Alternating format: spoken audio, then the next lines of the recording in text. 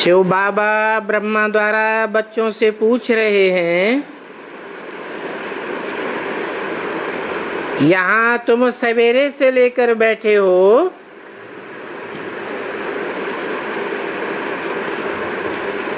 और तुम स्टूडेंट्स तो हो ही, तो जरूर यहाँ बैठे ख्यालात करते होंगे कि हमको शिव बाबा पढ़ाने आते हैं। हम इस पढ़ाई से सूर्यवंशी और चंद्रवंशी बनेंगे, क्योंकि हम ही राजयोग सीख रहे हैं विष्णुपुरी स्वर्ग का मालिक बनने के लिए। तो बताओ, इसी ख्यालात में बैठे हो या कोई को जमींदारी, बाल बच्चे, धंधा दौरी याद आता है? बुद्धि में आना चाहिए। ये गीता पाठशाला है और हमको भगवान पढ़ाते हैं।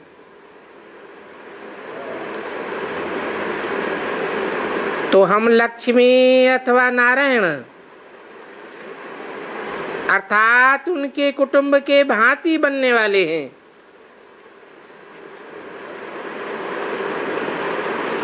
क्योंकि तुम्हारी पढ़ाई का लक्ष्य ही है नर से नारायण या तो नारी से लक्ष्मी जैसा बनना।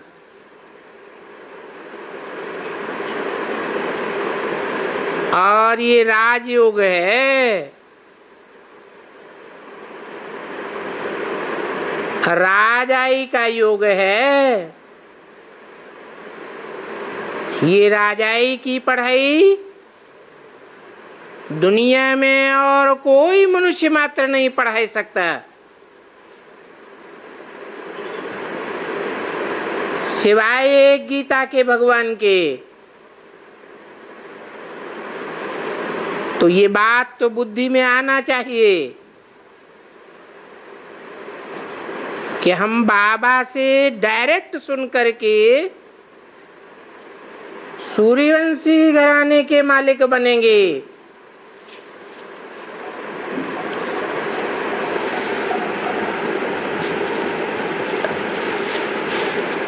जैसे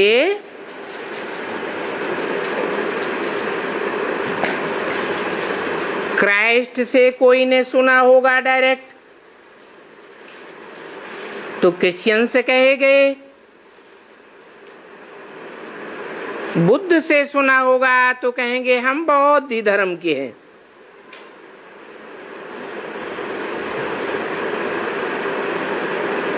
जैसे कौरव कांग्रेस भी समझती है भारत हमारा देश है, हमारा राज्य है, परंतु वो कोई स्वर्ग और नरक को नहीं जानते हैं। सिवाय तुम ब्राह्मणों के और कोई को पता नहीं है कि स्वर्ग किसको कहा जाता है और नरक किसको कहा जाता है। तुम बच्चे ही समझते हो। हम बाप से स्वराज्य विद्या सीख कर स्वर्ग के लिए मालिक बन रहे हैं, और अभी भी हम स्वर्ग के मालिक बनने वाले हैं।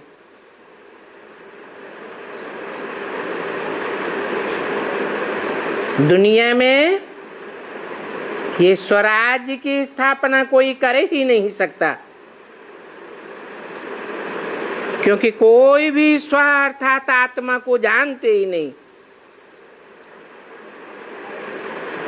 ये स्वराज्य की स्थापना स्व स्थिति में सदैव रहने वाला बाप ही करते हैं, और हम ही स्वर्ग के मालिक बनने वाले हैं। ये बात अंदर में सिमरन करनी चाहिए। जैसे स्कूल्स में बच्चों की बुद्धि में रहता है, कॉलेज में पढ़ते हैं तो भी बुद्धि में रहता है कि हम बैरिस्टर, इंजीनियर आदि बनने के लिए पढ़ रहे हैं, परंतु वहां तो पढ़ाने वाले मनुष्य हैं, अल्पकाल की पढ़ाई पढ़ावेंगे। शरीर छूट जाए तो अगले जन्म में फिर से पढ़नी पड़ेगी, और उस पढ़ाई की प्रारब्ध भी इस जन्म में मिले न मिले कोई गारंटी नहीं। तो तुमको भी ये याद रहता है, एम ऑब्जेक्ट याद रहता है या भूल जाता है कि हम नर से नारायण या नारी से लक्ष्मी जैसे बनने वाले हैं।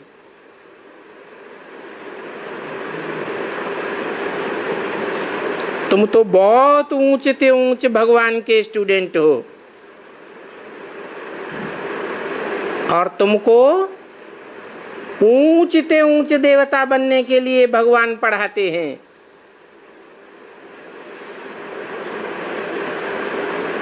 तुम उस भगवान के बच्चे हो, डायरेक्ट बच्चे हो, जिसको सारी दुनिया याद करती है। आत्मा इस शरीर द्वारा भविष्य मर्तव्य को याद कर रही है, अथवा तो शरीर के संबंधियों को याद करती हैं। जिस्मानी मिल्कियत, धंधे आदि को याद करते रहते हैं। यहां जब आते हो तो जरूर समझना चाहिए, हमको बेहद का बाप पढ़ाते हैं। बेहद का अर्थात विश्व का मालिक बनाने के लिए पढ़ाते हैं। फिर कोई अपने पुरुषार्थ के अनुसार राजा बने, महाराजा बने या रानी बने या प्रजा में चला जावे,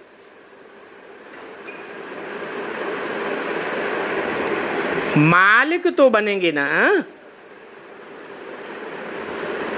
नई दुनिया में होता ही है सूर्यवंशी घराना,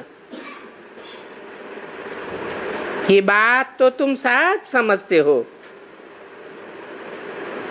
कि वहां हम अपनी राजा ही करेंगे। तो ऐसे नहीं कि यहां बैठे बाहर की बातें याद आती रहें। बाबा जानते हैं, बाहर में घर घाट में खेती बाड़ी में रहते हो, वहां तो इतना याद नहीं रहता। यहां जब आते हो तो बाहर के धंधे धोरी आदि की ख्यालात छोड़ देनी चाहिए। यहां आकर वो ख्यालात याद नहीं रहनी चाहिए, क्योंकि तुम अब उस कलयुगी दुनिया के नहीं हो। कलयुगी दुनिया में दुख बढ़ता ही जाता है, बढ़ते बढ़ते रौरव नरक हो जाएगा।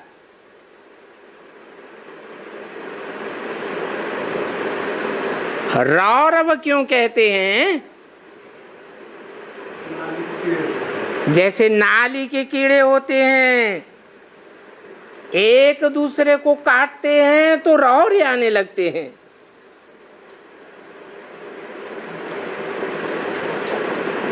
तो ये है खास संगम युग तुम्हारे लिए। तुम्हारे लिए अब कोई कलयुग नहीं है, सुहावना संगम युग है। मौज करने का युग है, इसलिए मधुबन गाया जाता है। यहां तुमको आपस में इस नॉलेज का ही वातावरण बनाना चाहिए। बाहरी दुनिया के ख्यालात छोड़ देने चाहिए और दूसरा कोई भी वातावरण नहीं। यहाँ जो ज्ञान की बातें सुनते हो वो ही आपस में वर्णन करनी चाहिए। उन बातों का ही विचार सागर मंथन होना चाहिए। जितना टाइम मिले यहाँ चित्रों के आगे जाकर बैठो, इन चित्रों को ही देखते रहो। ब्राह्मणियां जो लोग आती हैं, उन लाने वाली ब्राह्मणियों के ऊपर बहुत रिस्पॉन्सिबिलिटी है।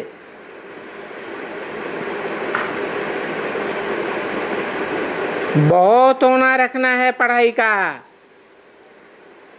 जैसे टीचर को होना होता है, हमारे स्कूल से अगर कम पास होंगे तो हमारी इज्जत चली जाएगी।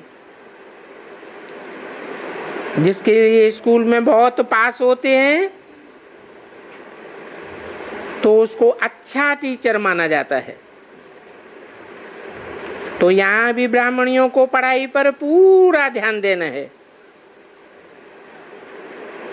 क्योंकि यहाँ तुम आते ही हो संगम पर।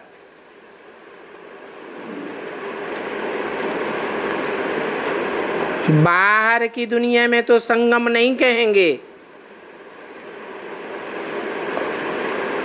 क्योंकि दुनियावी ख्यालात चलते रहते हैं। ये तो ज्ञान सागर का बीच है।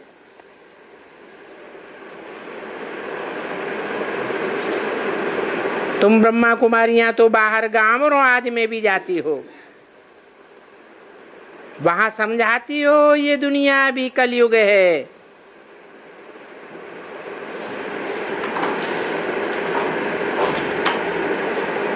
ये तो मधुबन है, यहाँ संगम युग है। किसका संगम है? यहाँ तुम डायरेक्ट बाप से सुनते हो।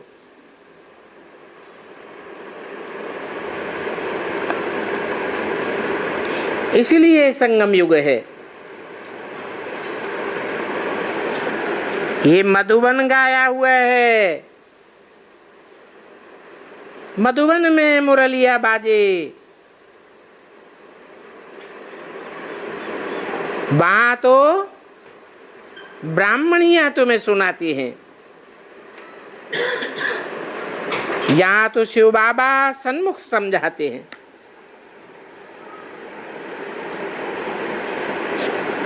तो सन्मुख का प्रभाव बहुत हो जाता है। ऐसे नहीं कि यहाँ आए और यहाँ भी धंधा धोरी घर भाड़े आज याद पड़ते रहे।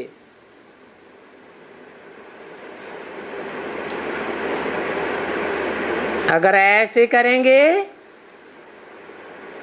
तो बाप समझेंगे ये जाकर के साधारण प्रजा बनेगा।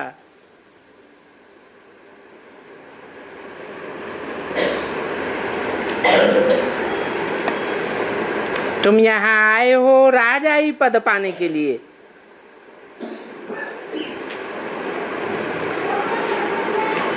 ये राजाई प्राप्त करने की पढ़ाई है। तो राज परिवार में आना चाहिए ना।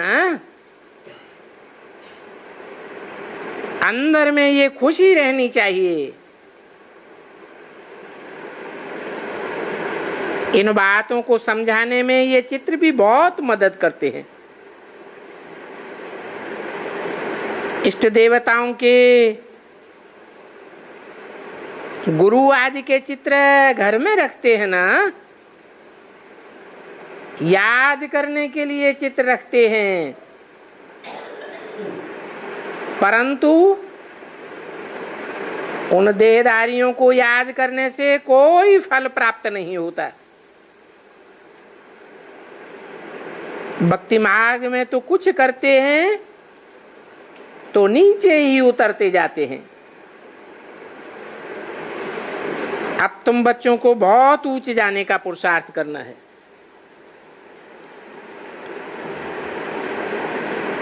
शिव बाबा का चित्र सामने रख दो,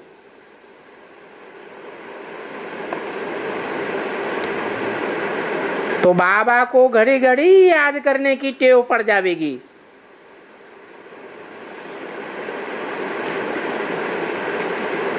तुम जानते हो कि यही शिव बाबा है जिससे हमको सुख शांति का अनेक जन्मों का वर्षा मिलता है।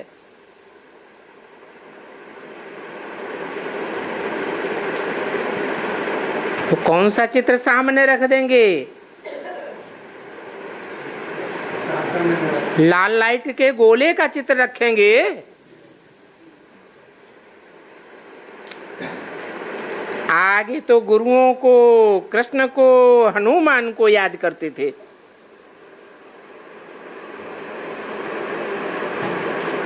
वो तो जड़ चित्र थे, प्राप्ति तो कुछ भी नहीं होती थी।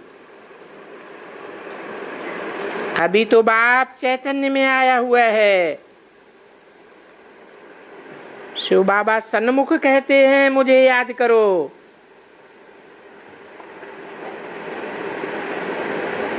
ये त्रिमूर्ति का चित्र तो बड़ा अच्छा है।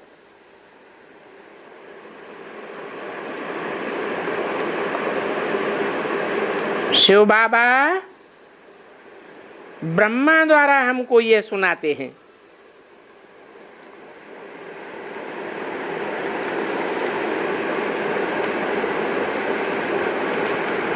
त्रिमूर्ति के चित्र में कौन है शिव बाबा? कौन है ब्रह्मा बाबा?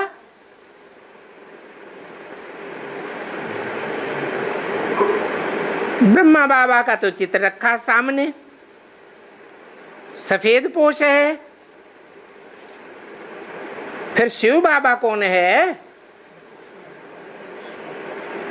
शंकर, वो नंगा बैठा हुआ।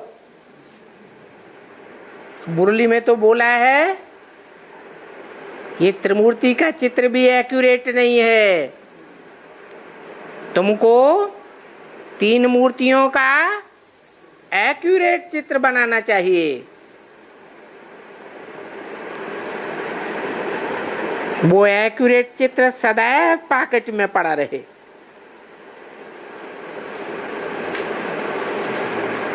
शिव बाबा को चित्र को ये घड़ी घड़ी देखते रहो तो याद पड़ता रहेगा।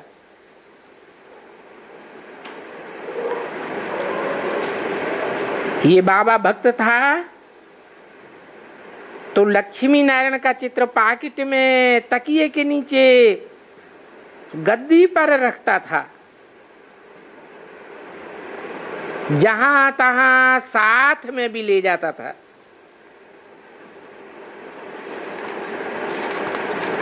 परंतु इनको भी उन चित्रों से मिला कुछ भी नहीं।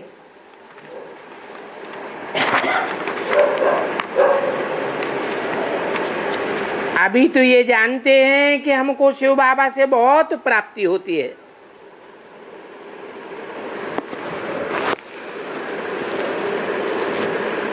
तो जिससे प्राप्ति होती है उस एक को बहुत याद करना है।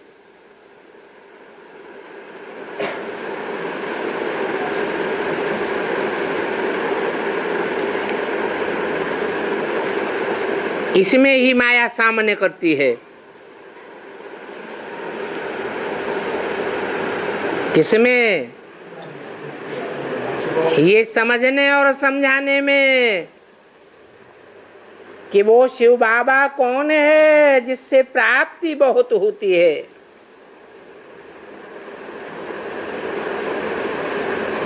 ज्ञान सुनने सुनाने में तो बच्चे बहुत तीखे जाते हैं, सेंटर्स भी संभालते हैं, परंतु सच्ची याद में नहीं रह सकते। माया घड़ी घड़ी संशय पैदा कराई देती है।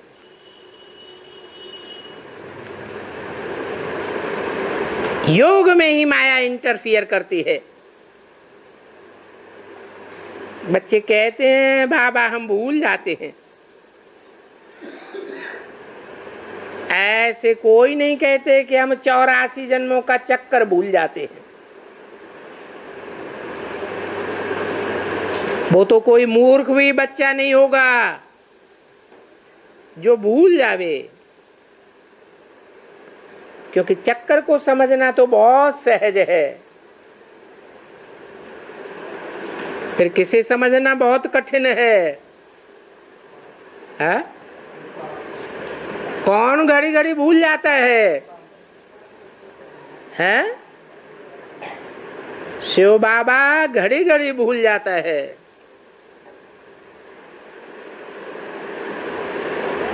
शिव बाबा को कौन भुलाता है?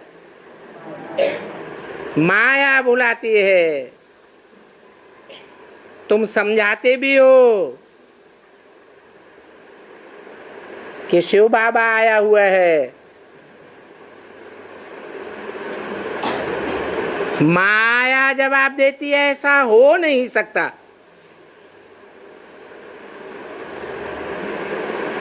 तुम्हारी बुद्धि को भ्रमित कर देती है और फिर याद भूल जाती है। ऐसे भी नहीं कि यहां मधुबन में रहने वाले जास्ती याद करते हैं, नहीं। क्या मधुबन में माया नहीं आती है? मधुबन में भी माया आती है। जिस बाप से हम गोरा बनते हैं, मधुबन में रहने वाले भी उनको जानते नहीं हैं।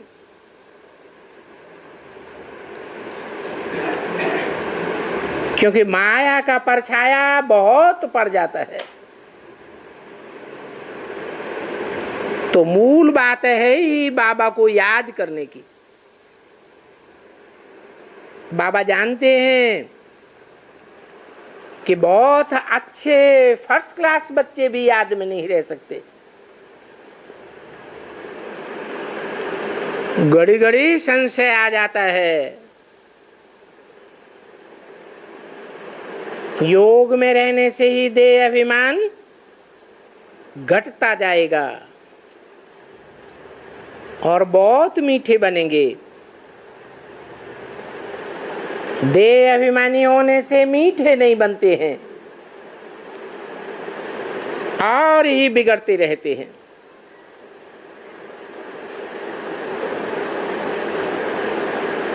ब्राह्मणियों से भी बिगड़ते हैं।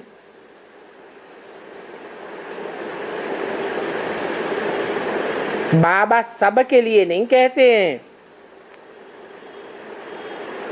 क्योंकि कोई तो सपूत भी है। सपूत उनको कहा जाता है जो अच्छी रीति याद में रहते हैं। उनसे कोई भी उल्टी सीधी बात नहीं होगी। उनको मित्र संबंधी आदि सब भूलते रहेंगे। कोई भी देहदारी को याद नहीं करना है। हम नंगे आए थे इस दुनिया में। जब पहली बार आए थे तो आत्मा ही नंगी आई थी, शरीर रूपी वस्त्र नहीं था। फिर जन्म बाई जन्म जब जन्म लेते रहे तो भी क्या कपड़े पहन कर आते हैं? नंगे ही घर जाना है। अब तुम बच्चों को ज्ञान का तीसरा नेत्र मिला है,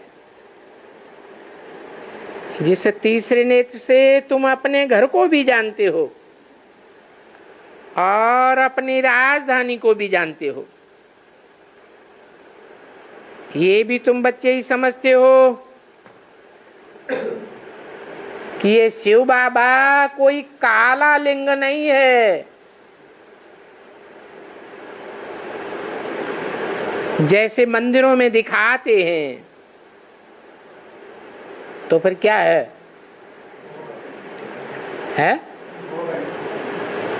मंदिरों में तो काला ही लिंग दिखाते हैं, नहीं है? अरे मंदिरों में रखा हुआ है कैसे नहीं है? ये यादगार रखी हुई है।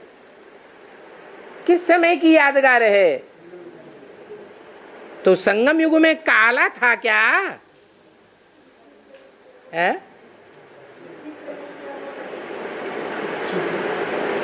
अरे लिंग में बिंदु भी अंदर दिखाते हैं। शिव बाबा तो सदैव बिंदी है, परंतु जब इस दुनिया में आते हैं तो काले तमो प्रधान में प्रवेश करते हैं या सतो प्रधान में प्रवेश करते हैं। इसलिए मंदिर में कलयुग में खास काला लिंग दिखाते हैं, नहीं तो शिव बाबा तो बिंदी मिसल है। ये भी जानते हो। अब हम जावेंगे घर, उस घर में वहां आत्माएं अशरीरी रहती हैं। अब फिर से हमको अशरीरी बनना है, अपन को आत्मा समझ पतित पावन बाप को याद करना है।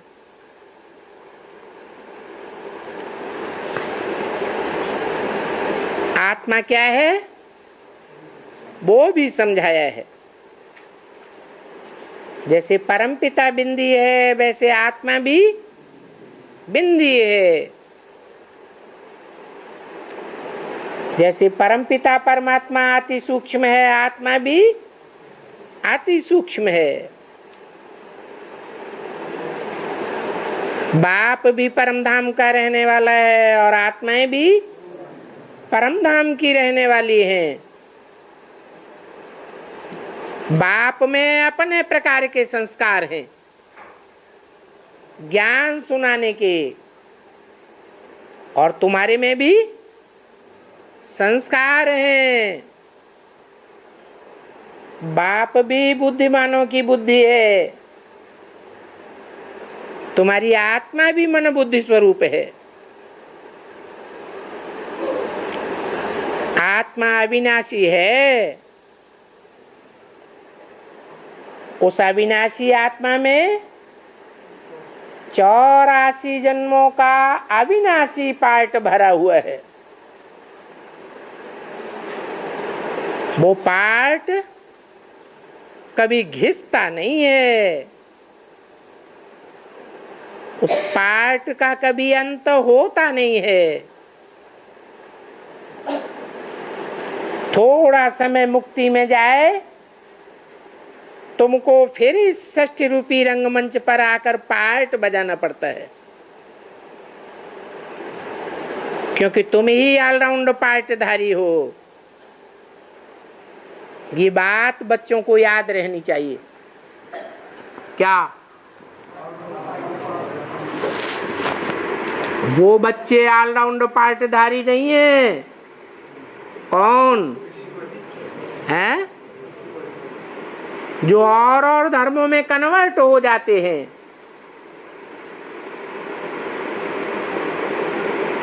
ब्राह्मणों की दुनिया में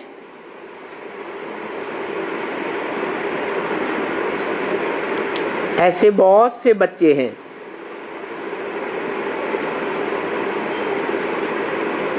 जो ब्राह्मण जन्म तो लेते हैं परंतु कम कला के देवता बनते हैं। जो कम कलाओं वाले देवता बनते हैं वो कम जन्म लेंगे,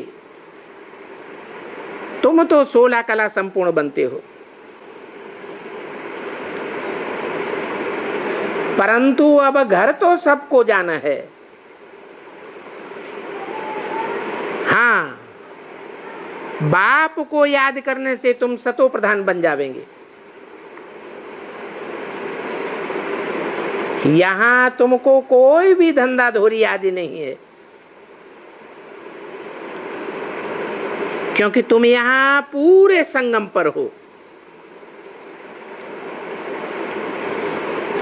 अभी हम जा रहे हैं,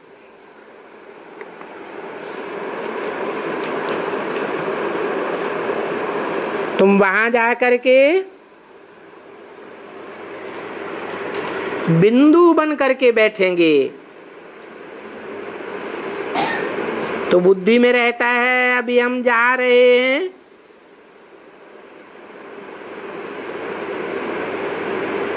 कोई कोई तो ऐसे है तुम भी होते हैं जो यात्रा करते करते फंस मरते हैं। इस बात पर भी शास्त्रों में कहानी है। अब तुम जानते हो उस पार हम जा रहे हैं।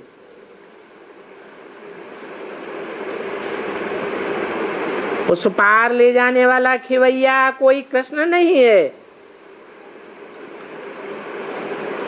कृष्ण को खिवैया या बागवान नहीं कहा जाता।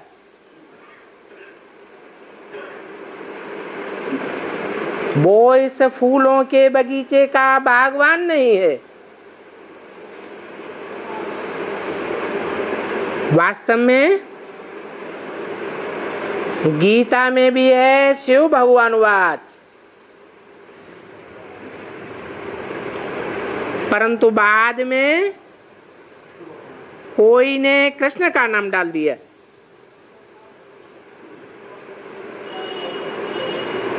तो फूलों का बगीचा बनाने वाला शिव बाबा है। वो शिव बाबा पतितों को पावन बनाने वाला है। तो कृष्ण की तरफ तो कोई की बुद्धि नहीं जा सकती।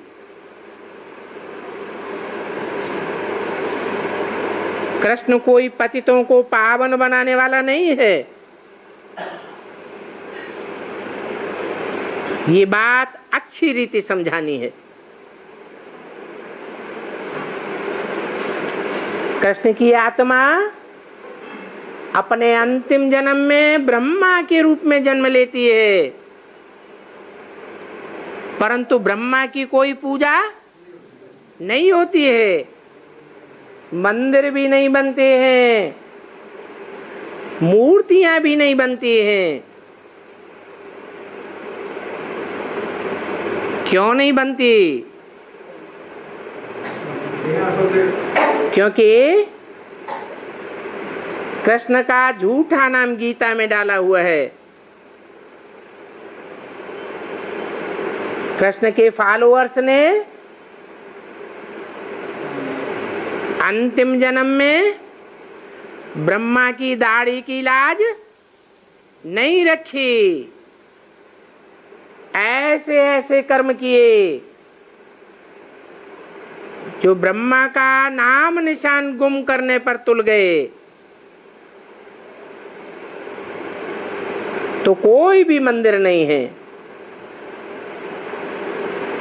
जो अजमेर में मंदिर है भी तो उसमें कोई पूजा करने के लिए नहीं जाते हैं। सिर्फ वहां के जो रहने वाले पुजारी हैं वो ही पूजा करते हैं। ये भी कहाँ की यादगार है? कैसे?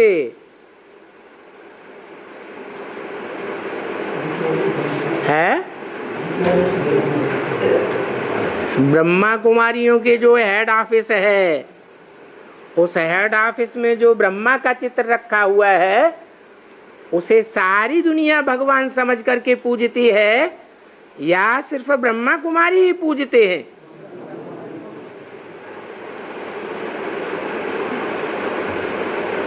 मुरली में तो बोला है इस ब्रह्मा को याद नहीं करना है, इनका फोटो भी नहीं रखना है। अगर फोटो भी रखेंगे तो पतित बन पड़ेंगे। तो मनुष्यों को अच्छी रीति समझाना है, क्योंकि मनुष्यों की बुद्धि भटकती रहती है। बाप आकर भटकने से छुड़ाते हैं।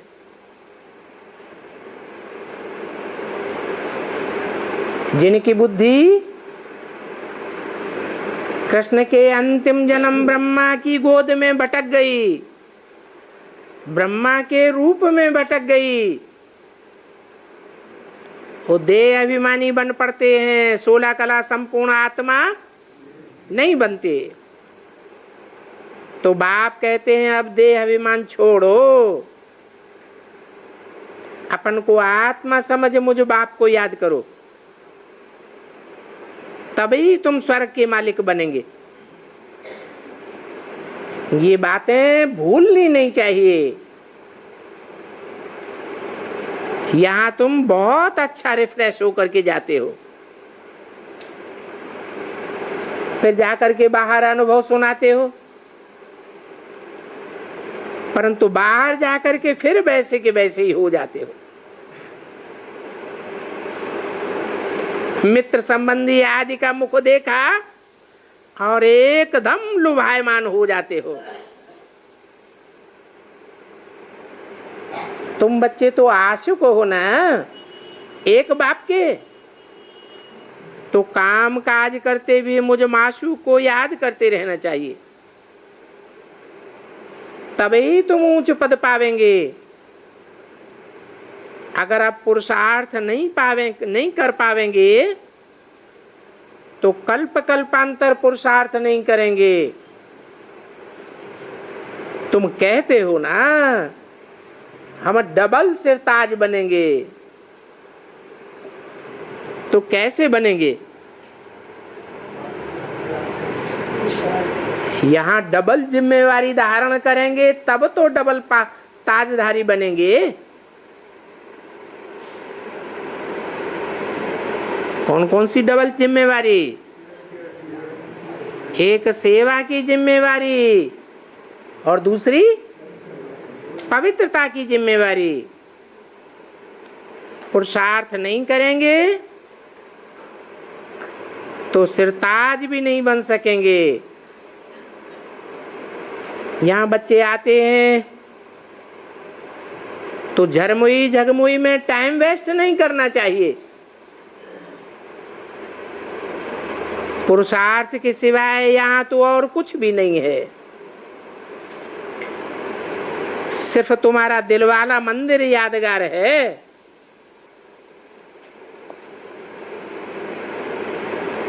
तो वो भी तुम देख सकते हो। वहां ऊपर में यादगार बैकुंठ खड़ा है। किस बात की यादगार है? ऊपर में छत में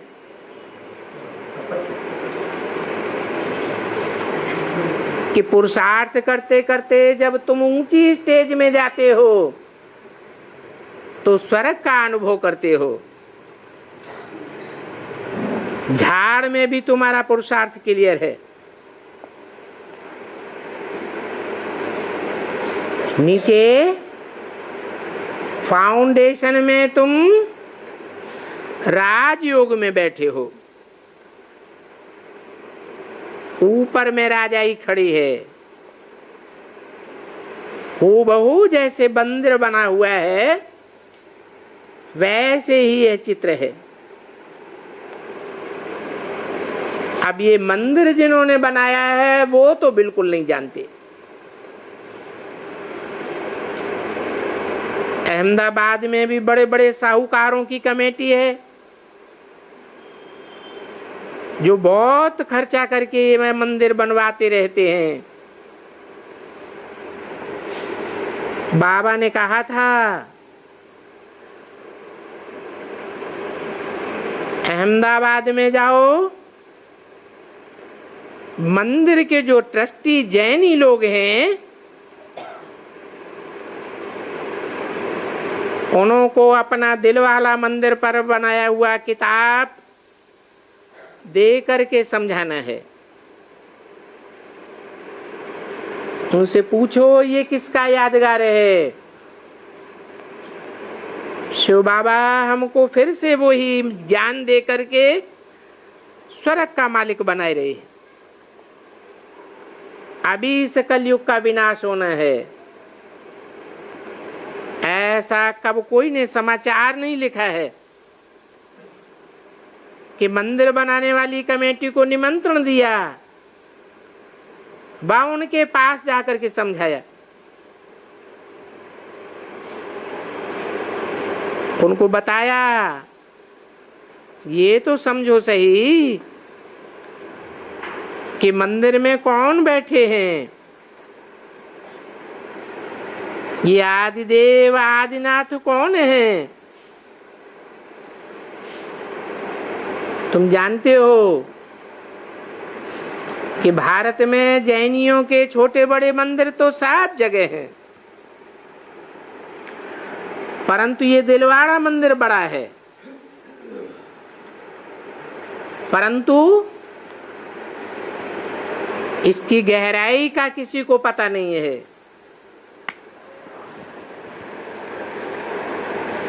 अधूरी मुरली है। एक छोटा सा रात्रि क्लास है।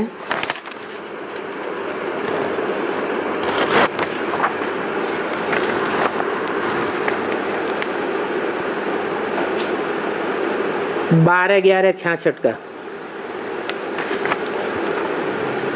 बाप को बुलाते हैं, हमको पति से पावन बनाओ और साथ में ले जाओ। गोया मुक्ति के लिए बुलाते हैं कि आए कर हम आत्माओं को यहाँ से ले जाओ। हम बहुत दुखी अशांत हैं। ये रावण राज्य है, परंतु कोई समझते नहीं है। शरीर तो सबका यहाँ खत्म हो जाएगा। इसलिए ही कहा जाता है भगवान कालों का काल है, सबको ले जाते हैं। बुलाते हैं ना, बाबा इस छी दुनिया से हमको ले जाओ। अभी तुम सुखधाम शांति धाम जाने के लिए पुरुषार्थ कर रहे हो, बाकी तो दुनिया में सबका पुरुषार्थ झूठा है। तुम्हारा सही है, तुमको खुशी होती है हम घर जावेंगे, तो विचार करो अभी बेहद का बाप क्या कर रहे हैं। खुद कहते हैं कि कितने बेसमझ बन गए। रावण ने तुम आत्माओं को बेसमझ बनाया है। आत्मा तो बिंदी है, इसमें 84 जन्मों का पार्ट हमेशा के लिए भरा हुआ है। तो इसे समझने के लिए तुम कितनी डीपनेस में जाते हो। आत्मा में कल्प कल्प कल्पांतर के लिए पार्ट भरा हुआ है। इस पार्ट को कोई भी बदल नहीं सकता, कोई भी जोड़ तोड़ भी नहीं कर सकते। बच्चे जानते हैं हम ईश्वरीय बच्चे हैं। हमको परमपिता परमात्मा पढ़ाते हैं। वो बेहद का बाप हेवनली गॉड फादर है, वो स्वर्ग स्थापन करने वाला है। ये बात अब तुम समझते आए हो। बाप आए ही हैं वापस ले जाने के लिए। सब बच्चे बुलाते हैं, हो पतित पावन, हो लिबरेटर आओ। जानते हो, लिबरेट करने के लिए वो बाप पंडा बन करके आते हैं। तो तुम पंडा के बच्चे पांडव संप्रदाय हो। पंडा रास्ता दिखाने वाले को कहा जाता है।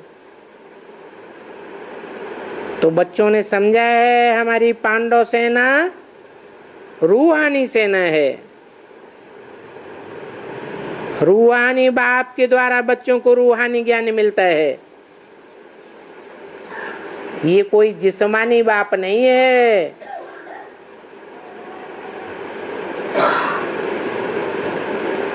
तुम बच्चों के मिसल है,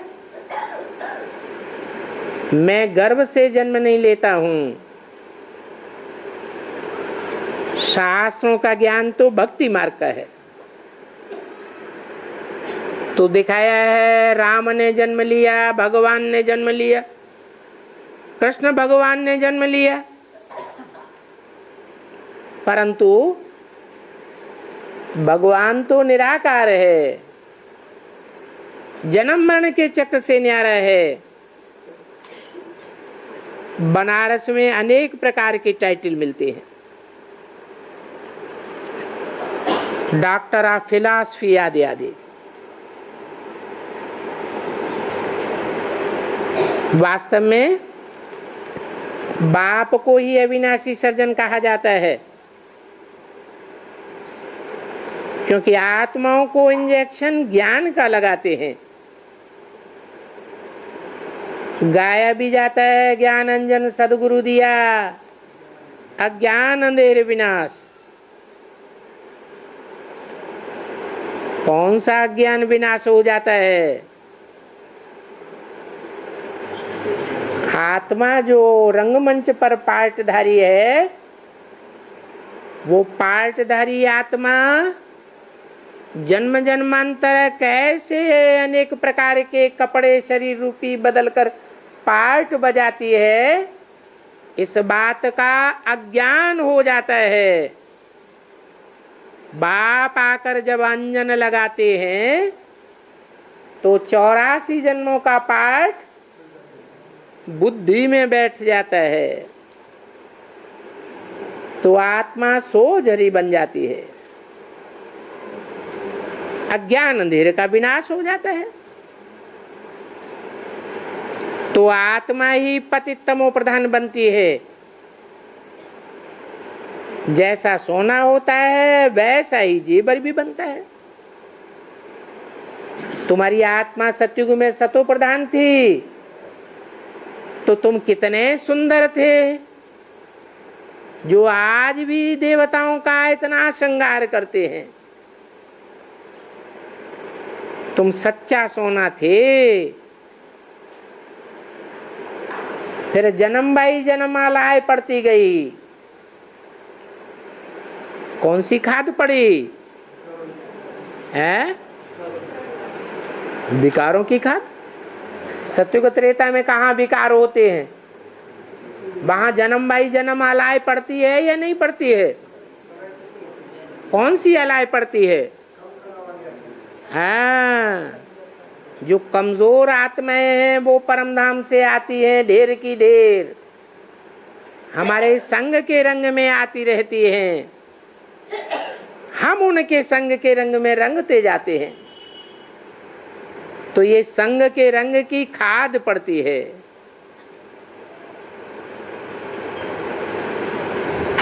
सतयुग में 2 कलाएं कम हो गई, तो अलाय पड़ गई ना।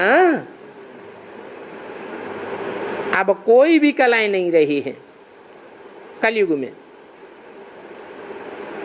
फिर अब सबकी चढ़ती कला होती है। किस आधार पर होती है चढ़ती कला? है चढ़ती कला तेरे बाने सर्व का भला। वो तो है भक्ति मार्ग, उतरती कला का, क्योंकि वहां कोई भी सदगति देने वाला सदगुरु नहीं है, सब गुरु हैं। गाया भी जाता है, गुरु जिनके अंधले चेला कलयुगी सत्यानाश की तरफ जाते हैं, और बीच में कोई भी वापस नहीं जा सकता।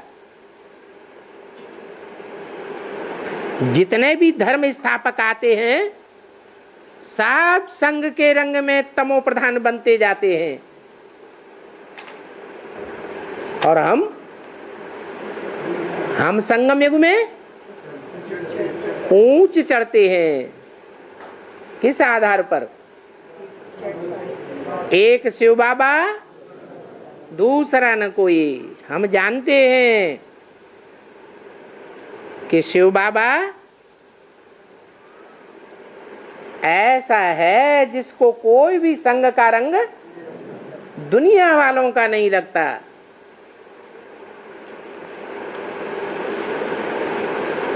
अब सब अपने अपने सेक्शन में चले जाएंगे बाप के साथ। बहुत कहते हैं हमको मन की शांति चाहिए। अब इस दुनिया में जो रावण की दुनिया है, किसी का मन शांत हो सकता है? शांति तो प्राप्त होती है शांति धाम में, उसे कहते हैं मुक्ति धाम। दुखों से आत्मा मुक्त हो जाती है। जैसे कोई को बुखार आता है तो दुखी है या सुखी है? दुखी है, अशांत है। फिर बुखार उतर जाता है तो कैसा लगता है? शांति अनुभव होती है। तो बाप समझाते हैं इस कलयुगी दुनिया के अल्पकाल के सुख काग विष्ठा समान है। क्यों कहा जाता है काग विष्ठा? क्योंकि मनुष्य जो भी खाता है, जो भी भोगता है, उस भोगने के बाद जो कचरा बचता है उसे विष्ठा कहा जाता है। फिर उस कचरे को कौआ खाता है। उस कचरे में से भी सुख खींच लेता है। फिर कौए से जो कचरा निकलता है उसे कहा जाता है कागविष्ठा।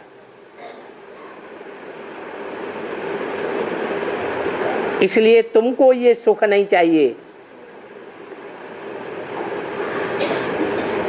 बाकी सतयुग के सुखों का तो कोई को पता ही नहीं है। उन कौओं को क्या पता होगा? शास्त्रों में तो दंत कथाएं लिख दी हैं। लिख दिया है कि कंसी, जरासंधी, शिशुपाल द्वापर में थे, परंतु ये सब अभी संगम युग के नाम हैं। ये भागवत भी संगम युग का है।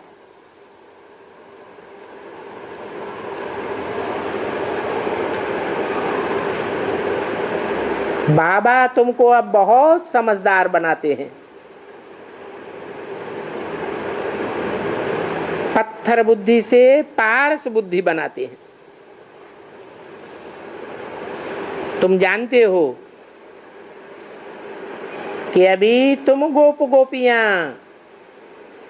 अर्थात गुप्त संबंध जोड़ने वाले राजयोग सीख रहे हो।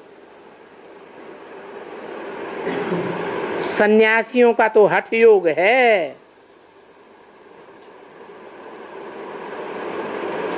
योगी पवित्र रहते हैं और तुम्हारी तो माया से लड़ाई है। तो माया जीते जगत जीत बनना है। माया 5 विकारों को कहा जाता है।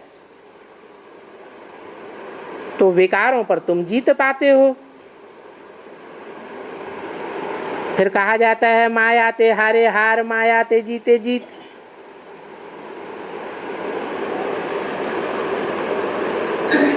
मेहनत सारी याद में है। बाप कहते हैं मैं तुमको विश्व का मालिक बनाता हूं, तो तुम मुझे याद नहीं कर सकते। याद ही मुख्य है। उठते बैठते याद में ही रहना है। उसमें भी सवेरे का समय तो बहुत अच्छा है। 21 जन्मों के लिए तुम एवर हेल्दी एवर वेल्दी बनते हो, तो अमृत वेले कुछ मेहनत भी करनी पड़े। ये है ही सहज राजयोग और सहज ज्ञान। अभी तुम्हारी सारी बुद्धि खुल गई है। अभी तुम ज्ञान ज्ञानेश्वरी बन गए हो। फिर भविष्य में बनेंगे राज राजेश्वरी। तो तुमको पुरुषार्थ करके अपना ऊंच पद लेना चाहिए।